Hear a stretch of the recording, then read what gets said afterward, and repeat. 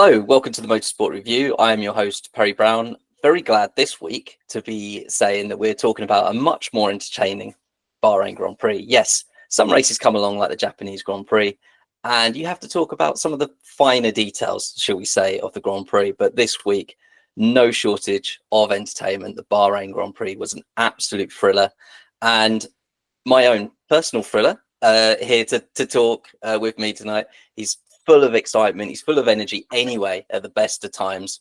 But I'm delighted to say that Keith is joining me once again. Hello, Keith. How are you? Hiya, Perry. Thanks very much for having me on. And yes, what a weekend of gremlins, of racing, of all sorts of which I know we're going to dive deep into. So I'm really looking forward to sharing this evening, hearing your thoughts and sharing some of mine as well. Absolutely, yes. Yeah, let's jump straight into it. Like, why we think this race, as the kids are saying, then they say, "Oh, that race banged." Why do we think that was such an entertaining Grand Prix compared to last week? Well, I think it is. Let's go with the kids. I'm going with the kids. I'm getting down with it today. It was a banging race. It really was. And I think, just looking at the starting grid, the first 3 rows of the starting grid, we had different manufacturers, we had different drivers. Pierre Gasly was up there, and it's like, whoa, hang on a minute, what's going on? Why are we seeing all these different times and all these different cars? But of course, that made for a fantastic race and a fantastic start, thinking who's going to get away, who's got launched, what's going to happen in that first corner. But do you know what? It panned out throughout. When you're looking down the grid to where Lewis was, to Charles, and then obviously we had, we got Oscar up the front, and we had Lando down a little bit further, and it was like, how's this all going to pan out? So do you know what? Yeah, it was a cracker. It really was. It really was. And part of it, I thought straight away was the strategy and the tyre choices. And I made a note of it,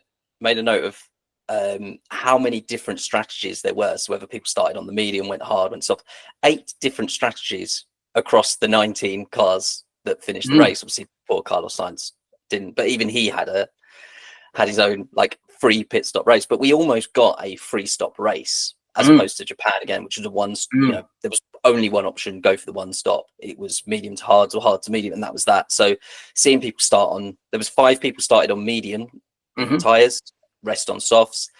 Then again, it was 5 people everyone went to mediums. Then apart from 5 people that went to hards, I believe no one went to the softs. And in the end, again, you had, I think, 5 people went for hard tires, most people went for mediums, and 6 went for the soft tires. I think it was absolutely insane just seeing so many different strategies play out, all come together. And it's almost like, as much as the safety car brought the pack together, it actually almost ruined what was turning into be this strategic battle. I think someone like Verstappen might have been tempted down the free stop route. So yeah, that was my thought. So tires, what did you make of that strategy? Well, I think personally, my thought pattern is FP1. We were out there on the Friday, and I think very, very quickly the teams realized that the soft, the medium, and the hard were all going to rip themselves apart within, they weren't going to be brilliant. There was no actual great tire this weekend for anybody. And I think they picked that. So I think there was some very clever juggling of tyres to make sure that the tyre allocation for Sunday was where they wanted to go, i.e. keeping 2 brand new sets of mediums if they could, or only slightly worn, done maybe 1 or 2 laps. And of course, some of the teams had opted not to use that hard tyre at all. It wasn't even going into the tyre warmer. It was like, we're not using that. So I think the strategy very quickly panned out. I think that FP1 and FP2, by Saturday morning, the teams were thinking, right, qualifying this afternoon, we need to keep a soft for that. We need to make sure that. So yeah, I think to be honest, the tyre techs, the tyre whisperers within the teams were all doing the best they could to try and make sure that allocation was going to be there. Because I think you're right. I think a lot of them had actually booked. They were sort of banking on a free stopper. I don't think anybody was going to maybe brave enough to do the 2 stop. They might have done, but would they have completely dropped off the other end? We don't know now, because the safety car gave everybody that free stop and they were all in there. But again, look at that. They came out with some very weird tyre choices, and you're like, really? But you've just seen that's not working. And yet, so yeah. And George, well, you know what? He used some very posh words about his red wall tyres, but you know what? It worked.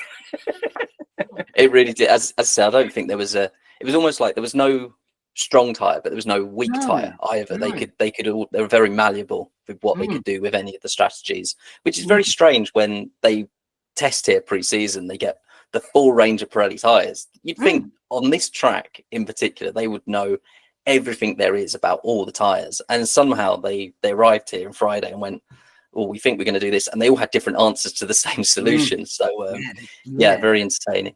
And I think that kind of with also with the setups of the cars, the way that certain drivers like the setup, which is why we saw, Pierre Gasly completely right up the front there, making some good, making some good ground. We saw look at the Haas cars. We know that Ollie had a few issues, but he came really strong through that race. Cars that we wouldn't normally expect to see were doing really rather well. It was cracking race. Yeah, there's stories throughout the field, and there Mm, often is. But yeah, on a weekend, I think you sort of put them all under the microscope a bit more on a weekend like this, and actually yeah. see people appearing in the points. Whereas normally we might see them just dicing over 14th, but every team seemed to have that moment where they looked like they were on for a real brilliant result before something happened or strategies played out. So the only person that really stood up and said, no, this is my weekend. We're both McLaren fans, so obviously I'm talking about Oscar Piastri here. Yes, I he did. mean, from qualifying onwards, he was, as Martin said, he's in a class of one. I mean, what a weekend for Oscar to really stand up this weekend. And he's had some good weekends already this year. But Yes, he has, and what a cracking way to show everybody who he is and what he can do. I think that Lando's drive, I think that getaway, the little bit about the pit, where he started and getting that 5-second penalty, but that, he puts himself down. But look at that for a class drive, a 5-second penalty, and without that safety car, he was still making up that ground and would still have been right where. So our team, let's be honest, Perry, we remember when we wanted to be 13th and 14th. We wanted to be in number 10 and get that 1 point. We were over the moon. So to see that coming good now and to see our two drivers doing well. But yeah, I've got to say, Oscar owned the weekend. It was definitely his. absolutely. I mean, as you say, it was only 2 weekends ago, 2 years ago that we turned up, and Oscar, I believe, didn't make the start of the race, and Lando Norris had to pit 5 times and came dead last because we had other issues. And I mean, years before that, we were even worse and just struggling. This was a bogey track. I said Bahrain in pre-season testing, I said, if we look good there, we can look good anywhere because it's not fundamentally our track. So when they're saying like, that's our first win ever in Bahrain, and you think we're talking about Lewis Hamilton's, Jenson Buttons that drove some phenomenal cars around this track, phenomenal McLaren cars, and didn't win this race. So yeah, really brilliant performance from Oscar all weekend in comparison to Lando, who was maybe a bit more rough around the edges. Again, I've already seen people derailing his championship credentials and saying, is there concern there? So I can see you, but it's not on record. But you're shaking your head. You absolutely disgusted that. Now you are a McLaren fan, as I am. I am. Honest opinion on that. There's no concerns, is there, Keith? There is no concerns as far as I'm concerned. They were both setting blister. How can you take somebody that's had a 5-second penalty, started back where they did, got that start, then had to still be on that podium? If that was another driver, we'd have been going, oh wow, look at this talent. But because Lando does like to beat himself up publicly, he really does berate himself more than anybody else ever could. And I think people jump on the coattails, if I may. I think that people jump on that and they just see it as a freebie opportunity to put the guy down, where actually you can't even say that was a recovery drive. That was just a really good drive. And he made a fantastic start, took that outside line. But Oscar was there. Oscar was in that mindset. He'd got that this weekend. From FP1, it was like, do you know what? This is mine. I'm having this. And I think you've got 2 different drivers, 2 different mentalities. They're both very talented. And are they going to beat themselves up and beat each other up throughout the tracks? Oh, yes, throughout this season, we're going to see that happening. And a lot of people have said, oh, there needs to be team orders. They need to do this. And the top of McLaren have said, they're just racing. We will let them know when it's time or if it's time. And as long as they don't kill each other, or break the cars, race. Let's do this. Let's not jump on it. I don't want to beat anybody up. I think they're both great drivers. They really are. I'm not going to beat him up, but I am going to take that devil's advocate role here and just say that because I've already spoken about it on the podcast, that I said pre-season Oscar's my shout for champion, but I said it's probably the outside bet. People were probably thinking Lando's number one, and he was the bookies' favourite. And I said what Oscar needs to work on is qualifying. Well, 2 pole positions for him is the first repeat pole position, so He's done exactly that. I think he's working on that. Lando Norris was his racecraft, so I'm not going to pull him apart, but I am going to say watching that start, watching that lap 1 and him go round, as you say, and make his way from 6th to 3rd, wasn't he, straight away? I thought, brilliant. This is what we need to see. You know, he got his elbows out and he got racing. Yeah. But what I saw of him towards the end of the race, there was a few times again where I thought, here's someone that needs to pick his moments. Like the one on the last lap, for instance, on Russell. Yeah. He's on the outside. He's not going to make the move in turn 1, but he hangs it round the outside, allows Russell to squeeze him, which kills his run down to turn 4. And I thought, there's someone that, again, we were only talking last week, someone that was better off just hanging back and going, I'll lose this battle to win the war. And I saw a little bit of that, and I thought there's still that little refinement to come from him. But we're talking 99.9% drivers, and we're just sat here being able to pull about that last 0.1%. But you're absolutely right, Perry. Racecraft is everything at their level. At their level, racecraft is the tools of their job. You know, do you really want to dip a wheel into the kitty litter and lose that momentum? No, you don't. You know, it's about using that and not overdriving that. And he even got warned about track limits. He actually got, let's be honest, everybody trusts Will, because at the end of the day, keep calm and listen to Will because he'll get you through it. But even Will said to him, Lando, no more track limits. Keep within the limits. So, it's just keeping that mindset and that racecraft. Yeah, definitely forward thinking. Yeah. So, his race interacted a lot with George Russell, who again, brilliant weekend, I thought, for him. Did really well to rescue a second, not least with all the gremlins that struck his car as well. And the Ferraris as well. Again, we're watching their race early on going, okay, they've gone medium, which if we say was the strongest tyre, not by much, but the strongest tyre. Watching them come through the field, I was sitting there thinking, man, I want to see how this plays out, because they would have to take either the soft or the hard at the end, and how that would have worked without the safety car, whether they might have gone for the softs towards that last stint against Norris, who had a set of mediums ready to go, and then Russell with his issues, what he might have done, whether he still might have picked the softs. So, I mean, there's a lot of unknown there, but it was a brilliant battle. This is what we want to see. We want to see Mercedes, Ferrari, McLaren, Red Bull, as many teams at the front. We'll get onto Red Bull in a second. But what did you think seeing that sort of battle melee between those 4 drivers, really? I'm going to be completely honest. I'm with you 100%. This is what for a lot of us have been asking for. We wanted to see different cars with different drivers. We didn't want somebody at the front 21 seconds ahead of everybody. We wanted to see real good racing from the front to the back with a really close midfield where actually you couldn't know where to look because the action was happening everywhere. So if we're going to get that, that's exactly what races want. That's what we want. Let's be honest. When we're viewing that, if we're at a racetrack or if we're watching from the TV, the overtakes are what we want to see. The close battles are what we want to see. We want to see rubbing and racing. It is that kind. We don't want to see 2 or 3 cars out the front with 20 seconds in between each one, and then you're like, oh yeah, okay, and they go round and round and round. So for me, it's about bringing that closeness back in, bring that battle back to the battleground. Let's see these gladiators doing their jobs. Yeah, Formula One for me is at its absolute best when we show up Friday, Saturday, Sunday to watch whatever session it is, and we don't know which way it's going to go, who's going to win the race, who's going to get pole position. That's when it's absolutely at its best. So it was like that. And even you're watching the race with like 10 laps to go, you don't know the order. That's peak Formula One for me. So when you're watching that, you're at lap 10 laps left to go, and you still got the nerves, you still got the jitters in your tummy thinking, is my team going to make it? That's racing. That's what keeps us on the edge of that seat. Absolutely. And I briefly spoke about Red Bull, so let's come to them and why weren't they in that fight? Because 1 week ago Max Verstappen brilliantly won the Japanese Grand Prix, and I was talking here with Tom saying, why did McLaren lose this race? Like, should they have won this race? And here we are this week going, where's Verstappen? They're holding crisis meetings at Red Bull suddenly. Yeah. It's phenomenal. You know, it was like from last week, free practice, 1 and 2 last week was like, oh, and then all of a sudden it was as if they turned the engine up and it was like, oh, Max is back in the station again.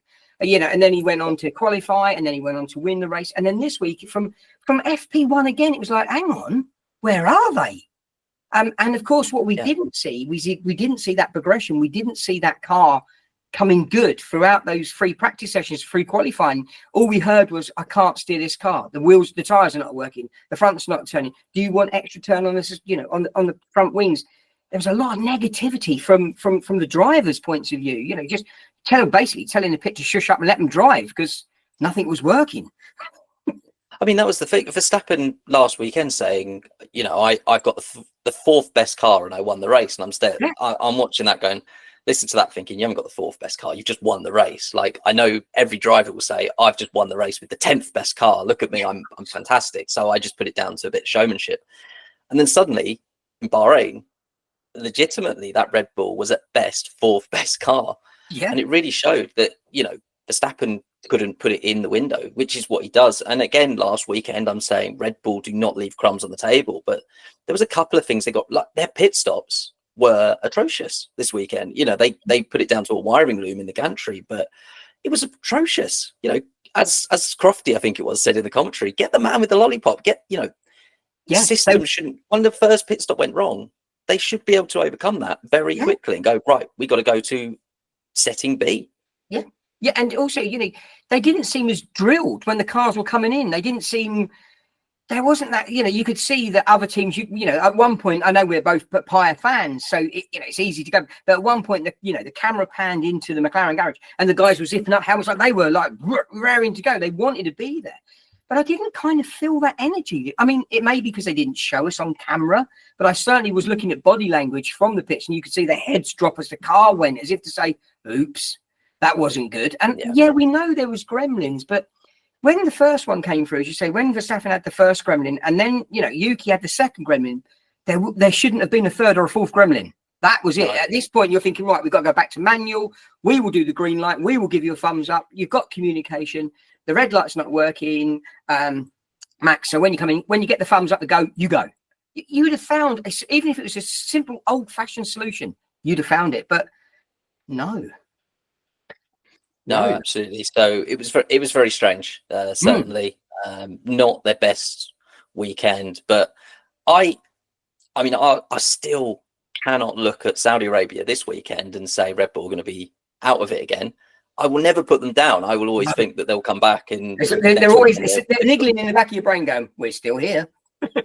they're more than capable of putting a perfect weekend together. And this crisis talk that they had perhaps was them saying, "Look, we've got one more race next weekend. We really need to tighten up ship," as you say, things like the pit stop errors and going, right, this is where we stand up and do this. How do we get our processes right? So I fully think they'll come back. But on that note, with Red Bull, we've obviously got to talk about Yuki Tsunoda because they have got 2 cars. Yes. And I thought he did really well. Again, Max Verstappen hasn't maximized the car for once in I don't know how many years. Yuki Tsunoda got the second one to Q3. Yeah. So I think he did really well in terms of that deficit. I thought he was right there. He had a bit of a scrappy race, but Yuki was pretty close to Verstappen. I've got to be honest. Dare I say this? I can't actually believe I'm actually say this. Anybody's listening, go, Keith, you're a turncoat. I was actually cheering him on, coming, come on, Yuki, you can do this.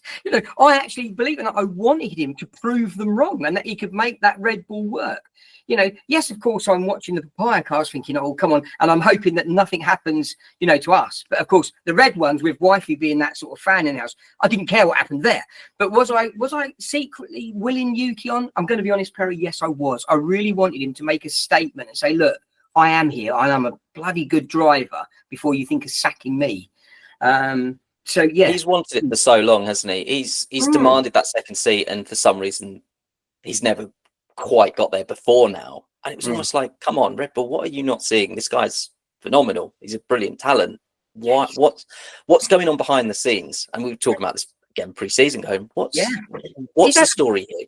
He's had a pretty hard apprenticeship, if we're going to be honest. Yuki's come up the hard way. He's had a pretty hard, apprenticeship with them, and to finally get in that seat and take that, I think he's got a lot to prove to himself, because he knows that the doubters are waiting to put him down. So I'm going to be honest, secretly, I was cheering for Yuki. I wanted to see him bring that car home, and actually, I'd like to have seen him get ahead of Max. Dare I say that? I'd love to have seen him put it in front of Max. I mean, I think we've said that, especially in like 2023, where we had Verstappen pretty much on his own, and Perez was probably the only capable person that could take the fight to him, and he just wasn't able to do it. So Verstappen was off on his own. We wanted more from that second seat, so it's good to now see that Verstappen's got more of a battle coming his way from the other garage, and that's going to grow. This is only the second race in this car that seems to be more difficult to get into that window. So he's gonna get quicker. He's gonna get closer. Well, we've seen that, haven't we? We've got other drivers that are only that second and third race in. We've got Carlos. He was pushing that Williams, and I've got to be honest, I do love it when we go to James on the wall. I think James, I could listen to James Vowles all day long. I think the guy's fantastic, but he was saying that Carlos is settling in, they're doing it, and then we've got our very own Lewis Hamilton in a Ferrari. That he's slowly tuning into. Everybody expected him to get it on day one and just shoot off in the distance, but they're tuning in as well. So we've got to give Yuki that same opportunity. They're all dialing that car in now, and they're making it work for them. So, we've got different people in different cars all the way down the line. So, but I think we've got short memories if we're not careful. And people are very quick to put others down, aren't they, when they're honing in their car and their racecraft. So, yeah.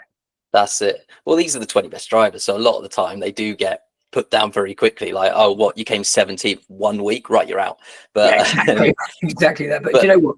I couldn't do that in 17 races. I couldn't be there. I'd have been kicked off in race 1. You know what I mean? So, I mean, that's the beauty of watching this and analysing it from the comfort of our sofas. We don't actually have to put our heads on the chopping block, as it were. So, you mentioned Williams there, and they were in a bit of a fight with Alpine, who this week came up, I'd say, the strongest, and Haas had a good race, double points for them. There's a real fight brewing in the midfield. So I've got two questions on this: Williams, Alpine, Haas. Who you think comes out on top? I know we did a pre-season predictions. We did, and I was kind of sponsoring Haas at that point. I put them down. I'm gonna have to go back. I think I put Williams then Alpine, but I might have put Alpine and I can't remember. But the one team that we haven't spoken about at all this is the 4th weekend review. The one team I haven't spoken about at all is Aston Martin. No. Where are Aston Martin? We talk about Red Bull having one driver. So have Aston Martin most of the time. Let's be totally honest. I'm not being cruel here, but let's be honest. Again, Aston Martin's points generally come from one driver. I remember watching the race. I believe they have this year. Yeah, and I remember watching the race this weekend and thinking, hang on a minute, why is Stroll back in 20th again? What's going on? Why is Lance all the way back there again? And it's just like, it's a challenge for them, isn't it? It's interesting. What will next year bring? Who knows? Yeah. So Stroll, I believe, has got all of their points at the moment. Funny that you say that. Which is weird, ironically. Considering there was a brilliant stat from the last 2 years that if in 2024 and 2023, Lance Stroll had just sat at home and not shown up, and we only had 19 cars on the grid, that Aston Martin's position in the last 2 Constructors' Championships doesn't change. Alonso's literally put them exactly where they are. So that was interesting. So for it to switch, but I'm just watching at the moment, just thinking there just isn't anything from them. And there was a question I had pre-season of whether any team would probably give up 2025 completely to focus on 2026, the new regulations. And I feel like this is the answer already on shown from race 4. Aston Martin are really the team that stood up and going, look, our car's a dud. We don't care. We'll just finish wherever. We're concentrating on next year's car. We've got the guy. The guy is designing it, and I want to know what's on that drawing board. Do you know, absolutely. We know that in the past, James has hinted that the guys can drive the Williams, and because they're really concentrating on the 2026 car. But ironically, with that bit of coaching and a bit of changing, they are making some ground this year. But again, I think those sort of midfield teams are really concentrating on energy. Look at Stake. Let's look. Again, there's a green car bombing around and around. But again, are they waiting for the new sponsor, for the new regulation, for the new car? They're out there for their sponsors. They're being seen. They're doing what they need to do to make sure they're still in that field and they're still there. But yeah, you can see their energy is kind of shifting somewhat to maybe being at the top of the midfield for next year, if not at the top of the field. So that would be the ambition. Yeah, definitely. I described it as a holding pattern. And yeah, I think you're right. I think it's the best way to put it. They're not coming into land yet. They're just in a holding pattern. They're just going round and round. I think it was Binotto that said that, because they pinched Andrea Seidel from McLaren. Yes, he was helming the team for a while, and then they said, no, we need to get Binotto in. So he replaced him. Things weren't working. And he said he arrived and just saw a team frozen in time, which I love that as a statement. They were just sort of like all kicking stones around the factory. I don't know, just sort of going, so when's this Audi thing happening then?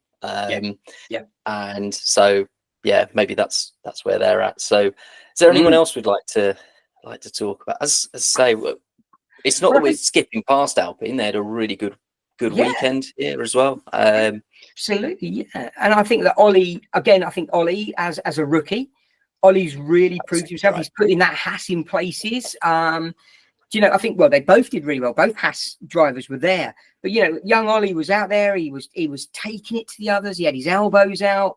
And he was saying, you know what, I'm going to put my Haas car here. We are going to do it. So for him, using that sort of like midfield car to really tune in his racecraft and really get his elbows out and get cemented in the teams is fantastic. I think the youngster did a fantastic job. He really did. Yeah. It's, as I say, the midfield battle is such a interesting area to look, and we're not just saying that because as McLaren we were in that fight 4 years in that fight. And we know how much of a bloody battleground it is. It's really tooth and nail stuff, and you're fighting for everything you can get. And this season so far, the Racing Bulls have been cream of the crop. They've been top of that fight for the other 3 races, and then this weekend Hadjar qualified well, but again, an anonymous race almost. He kept out of problems, but I don't remember seeing the Racing Bulls on screen almost once, really. They were very anonymous this weekend. So again, Saudi Arabia, they could step back into the 4. They could, but the only thing I heard was Liam Lawson's got another 10 seconds, and Liam Lawson's got another 10-second penalty. And in the end, I was like, hang on a minute, he's overdrawn. He's going to have to give him time back. Yeah, he's going to have to serve some of the penalty in Saudi Arabia at this rate. That I forgot to come back to it earlier on. We mentioned, or you mentioned, Lando Norris's grid box penalty. Yeah, I'm gonna throw this out to you. I did try and look it up, and I couldn't find any other recent examples of this, but I was incredibly surprised that it was just 5 seconds. So was even I. as a McLaren fan, I felt that was very lenient, and I think other teams might start to look at that and go, hang on, he was out of his grid box. That's tantamount to a grid start, like a full start. Yeah. 5 seconds, is that enough? I kind of be honest, I did think we were going to get a 10-second. I thought we were going to get hit, or even with a stop and go. But, I took the 5 seconds. But I think also that the fact there was quite a lot of information that he wasn't trying to roll forward. In fact, it looked like at one point he was trying to bring the car back in. He knew that he'd shot, but didn't know he was quite outside. So I think potentially there might have been a little bit of, we're going to give him the benefit of the doubt, because he clearly wasn't jump starting. He made a fantastic start, but he wasn't rolling forward. He wasn't creeping. He was in neutral. They could clearly see. So I think the stewards were kind of like very lenient. And I think they were very fair and said, look, he was in neutral. He wasn't trying to creep. He parked and he's misparked. So they did the 5 seconds. And I also think they were very good with George. Because a lot of people were looking for a disqualification, or they were looking for him to drop. But he said, I turned the on and off button on for the radio, and it opened and shut. He said, so I de-accelerated to make sure I didn't gain any time. We shut it. But also we'd seen those radio messages. We'd heard those radio messages from other drivers. You've got no DRS. It's not opening. It's not closing. It's, at one point, let's be honest, poor old Russell was 20th, then first, then 9th, then third, then first, then 20th. You know, the transponders weren't going. We even lost the timing screens, didn't we? So there was a lot of gremlins on that track. So I don't know, Perry. I think they were very fair to the honest mistakes. I think they let the gremlins, they gave credit to where the gremlins were, that George shut it down. He didn't accelerate. He didn't make time. But those sort of gremlins, they let go. But the other ones, they were still like, no, you're outside track limits. You've well and truly breached that. They were hard on them, but focused more. And I think perhaps, I think lenient is a good word. They were racers themselves and went, you know what? Yeah, he couldn't see the yellow line. He parked too close for Muppet. He described himself as a Muppet, didn't he, a few times? So, because he said he looked down and couldn't see that he was, and we were talking millimeters away from that white line. We're not talking he was right outside. It was literally, they were checking to see if the wheel was actually touching at one point. I mean, I watched the replay and thought it was touching. Again, that's probably McLaren bias. As soon as that's someone else, you're like, oh, he's off. When you're looking at that long nose they've got, it's a long nose to look down, and they're you know what? Some of us have trouble parking in a supermarket with bigger mirrors and bigger windows. They've got a very limited view, and that's a very small catchment they've got to get into, haven't they, to be in that window? So it's a challenge. Let's be honest. I've got a lot of experience of looking down a very long and wide nose. But anyway, moving on. Yes, the wiring problems for for George. I thought that was why we lost the timing tower, to be honest, because George was moving up and down. I think they just felt it best just to park it. But this was the fourth, if you include the sprint race in China as well, this was the fourth race out of 5 affected by some kind of timing issue. And there was me sat there looking at that stat today going, right. So we had Rolex as the official timing partner before. Now we got Tag Heuer. Is this teething problems as a result of that, or is it just literally they're the brand put on top of the timing that's already existing in these circuits with the FIA? So that's a really valid point, and it'd be interesting to see what they say. The only thing I do think is the fact, what the great thing is, they've got that independent timing screen going as well. They've got that second system, which they were able to show us, weren't they? They're able to put it up on the wrong side of the screen. But it's kind of reassuring to know that there is a backup to the backup, and then there's probably another backup somewhere, so that they are keeping real times. Because even the commentators are going, well, we can't help you, ladies and gents, because we've got no timing screens. We didn't know where the people were, did we? It's so crazy how dependent we are. Like, as soon as the timing tower goes, we're like, I don't know where anyone is. We're clearly watching 2 cars go around on track. And it's funny, again, you'll remember this as well, watching Formula 1 in the 90s. And if you were watching someone in the top 3, then brilliant, you knew exactly where they were. Otherwise, you were just waiting for the ticker to come up that showed 6 cars at once, hoping that would scroll down to far enough that you go, oh, my guy's jumped from 16th to 12th. I didn't see it, but there he is in 12th. Oh no, now he's down in 18th. You never saw it. You just saw this ticker. And of course, we still have moments like that. If you watch another race, where McLaren are in it with an arrows in front of them, if you take your eyes off that timing screen in IndyCar for 1 minute and you put your eyes back, you're like, hang on, where have they all gone? Yeah. It's manic. But, we do rely on our timing screens. They do help us to keep abreast. Otherwise, you're going to be sitting there like the old 80s and 90s with your notebook and pen trying to work out how many laps you've done and where they are. I did think at some point they were going to rely on that, and I think Crofty alluded to that, just getting the tally chart out and having Helen Stewart with 6 stopwatches on as well. But it was a bit of an awkward weekend, and as we say, for the FIA as well, who probably wanted a bit of a quiet weekend, having had another head like high up decide that they were going to leave the organization, and with quite a statement as well, not just I'm going to go and do something else, but a scathing review, if you like, of the FIA. Yes. So, and then of course we see the president trying to be in every photograph and everywhere at the same time, and being snubbed by drivers. Yes. Are you talking about Lewis Hamilton? Did you see the same thing again? Yeah, he wasn't the only one that snubbed him. If I remember right, if we got the opportunity to replay, I think you'll find that he was waiting to speak to Lando, and Lando literally turned and walked the other way and was still talking to somebody and walked off. Right. So I saw the one with Lewis. Admittedly I caught up much later on this race. So I didn't get to see the sort of like live social media side of it, if you like. So I did see the clip of Ben Suliam coming up to Hamilton, arms outstretched, like, "Oh, my friend." And I think at least this time he sort of tapped him on the hip, like, yeah, cheers, and then just moved very quickly on, like, I've got things to do. Yeah. And interestingly as well, on Friday, I think it was, or Thursday, Ben and the rest of the FIA spoke to the teams again about an early introduction of new engine rules. Bear in mind, we haven't got the new 2026 units yet. No, but they're talking about bringing the 2030 update in the 2029. And should we do V10s? And I'm sat there thinking, if I'm an engine manufacturer, thinking, well, hang on, this was just an idea you banded about yourself.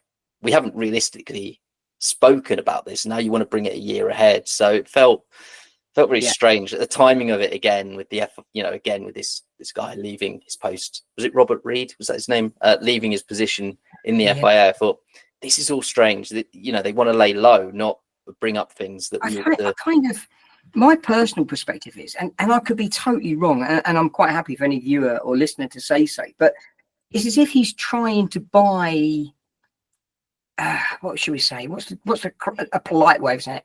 Credit. He's trying to buy credit. He's trying to get people to like him by saying, "Oh, we'll give you V10s. We'll give you," but you can't buy fans like that. That's not going to happen, is it? And if the fans are not happy with you, they're going to shout and scream. Let's be honest. They do it about drivers. They're going to do it about the FIA. And when we've got our own drivers going, "What V10s? What are you talking about?" Have we discussed this? No, we've got bigger issues than that. Yeah, it's as if he's trying to. He's dangling that carrot, trying to get us all to buy it and think he's the best thing since sliced bread because he's going to bring in the V10s. Well, it doesn't work that way, does it? Let's be honest. It doesn't work that way. No, and this is an election year, so he's maybe hoping he gets another term. But I mean, in the 4 years he's been in, it's difficult to see him getting that back, especially if Susie Wolff steps forward. And Susie's been doing remarkable things, not just with a Formula Academy, but just in motorsport in general. She is a role model. And I think people are almost putting her name forward, like, please step forward, because she's quite in the nicest possible way. She's quite a force to be reckoned with. She knows what she wants, and she's making things happen for people that potentially wouldn't have been in this industry within this role. So yeah, she's there and about. So as you say, getting elected for I don't know. We've lost so many top people within the FIA that are just walking and making big statements. In an election year, that's not what you want. That's definitely not what you need. You need everybody to be singing from the same hymn sheet if you want to keep on going, because you've done something so good that everybody wants you to stay. So it's a difficult one. It's a difficult one. Yeah. So we'll put a pin in that. We'll see how that. But we'll hold that one till elections come through. Yes, I'm sure we'll get some more news on that very soon. Yeah. So let's bring it back to racing, which is obviously what this is all about, and a bit of a recap then on this race. So we always wind up one of these reviews with two questions: driver of the weekend and highlight of the weekend. And I always let my guest go first. So, well, I'm going to be controversial, and I think who I'm going to go with for driver of the weekend. I think I'm going to give it to Ollie, because I think Ollie did a fantastic job and he was out there. A highlight of the weekend. I'm going to say Lando start. I loved it. I love the fact that he took that line and he just pretty much drove around the outside, and as if say, "Look, hello, I'm here." So without not getting the 5-second penalty, that doesn't come into it. So yeah, that's my highlights, and my driver of the weekend is Ollie and Lando's start. I thought it was a fantastic getaway. That's brilliant. I had two answers for driver of the weekend. You've answered one of them. That's fantastic. It allows me to take my first choice, which was Pierre Gasly, because I don't think there was any.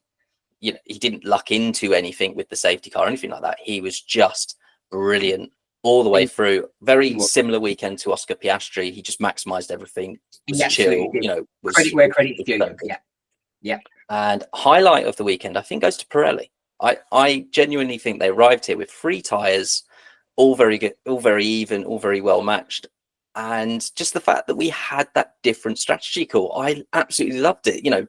Sitting there reviewing after the race and going, what strategies were people using at different times, and what tires that people want to use. So I'll give them the credit. I think I know they've already set the compounds before this weekend. But you know, they select their tyres, and I think they got it absolutely spot on. Maybe some of the credit goes to the circuit that was older than some drivers. And maybe it should go to racing circuits that don't just repave as soon as there's any kind of bump, which could perhaps affected Suzuka. Let's keep tracks. Let's keep circuits. You know, let them get old. Let them build character. Yeah, no, I think I'll go with that. I love the fact that Pirelli. Yeah, you're right. They gave us a race. They absolutely gave us a race. Yeah.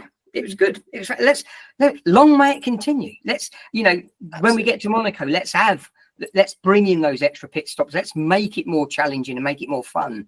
Yeah, let's watch this space and see what they can do. The only thing, and I've said this before, the only thing if I was in charge of Pirelli that I consider is they normally bring 3 tyres that are consecutive. So like a C2, a C3, and a C4. Yeah. I would love to see them go, do you know what, we're going to bring a C5, a C3, and a C2. And so you've got this tyre that's that much softer, and it's like, well, we need that for qualifying, but in the race, that's just going to fall apart. And whether, as long as it doesn't lead to races where they go, well, we're not going to use the C5 at all, but then you've got perhaps these tyres where you can go, well, we can 1-stop it, but you're going to be slow, or we can 2 or 3 stop, use the quicker tyres. That's the only thing I'd consider. But no, as you say, let's leave it as a positive for Pirelli. They did really well this weekend. So yeah, very glad to be talking about a much more interesting Grand Prix this weekend. As I say, some races just don't bang. They aren't lit. See, I've got all the lingo down. I'm young at heart, really. You're there. You're with it. So it's great to talk about a brilliant race weekend, and coming up is Saudi Arabia, so hopefully more of the same coming up. I'm not sure if I'll be able to actually do a race review next week. I'm actually away, you know, unfortunately doing like family stuff. I mean, it's horrible when it's getting in the way of Formula One. I'll be watching, maybe do a bit of a short commentary on it, but nonetheless we'll be watching, and I'm sure you will as well. Keith, thank you so much for joining me tonight. It's been a pleasure. Thank you for having me, and you know, asking me to come back. It's great fun. Oh, I might do. I don't know yet. You're a regular now. I think this is like your 3rd or 4th. So yeah, no, thank you so much for joining as always. And for now, this was the Motorsport Review. Thank you for listening, and good night or good morning, or I don't know. I'm just going to hit end now. That's a good one.